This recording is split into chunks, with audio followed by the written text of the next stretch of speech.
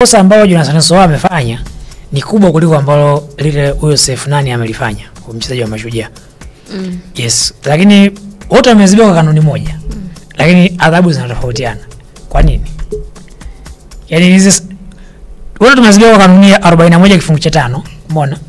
Lakini adhabu zinatofautiana ndani yake. Yule kafanya makosa mawili. Sasa kwa sababu ukiangalia ndio maana nitakuja hapo tutakuja kuunganisha na hiyo issue ya kocha wa Simba pia. Namna adhabu zinavyotolewa, hata bodi ya ligi pia wanatumia hizo kanuni kuzifavor baadhi ya timu ambazo zinaonekana ni giant kwenye ligi. Kwangu mimi Jonathan Soa kwenye hili kosa amekuwa favored kabisa. Kwa sababu labda pengine tu anacheza Singida au kwa sababu labda tu pengine timu yake ni Asamba labda. Kwangu mimi Jonathan Soa amekuwa favored kabisa. Kwa sababu ukisoma hiyo adhabu hiyo 41 kifungu cha 5, mchezaji akifanya makosa kama hayo anapewa adhabu isiyopungua 500,000 na isiyozidi milioni 2.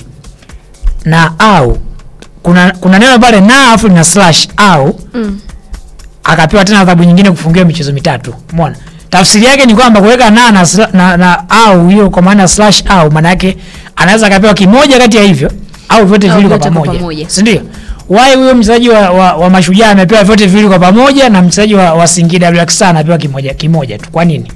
Wakati kosa ukiangalia Jonathan Soa kosa lake nafikiri ilikuwa kubwa zaidi kwa sababu yeye alipigwa na chupa za maji na mashabiki, si ndio? Akaenda kufanya hiyo scenario. Huyo mchezaji wa Mashujaa anasema yeye alirusha chupa za maji kwa benchi la ufundi la Simba, si ndio? Yeah. Kama makosa ni hayo, hivi viashiria vya wazi kabisa sio vya kuonesha vidole na nini. Hiyo si ni matusi clear kabisa. Sasa mchezaji kama huyo anapewaje tu adhabu ya milioni 1, alafu wa Mashujaa anapewa adhabu ya 500,000 na kufungiwa michezo 3? Kwa nini?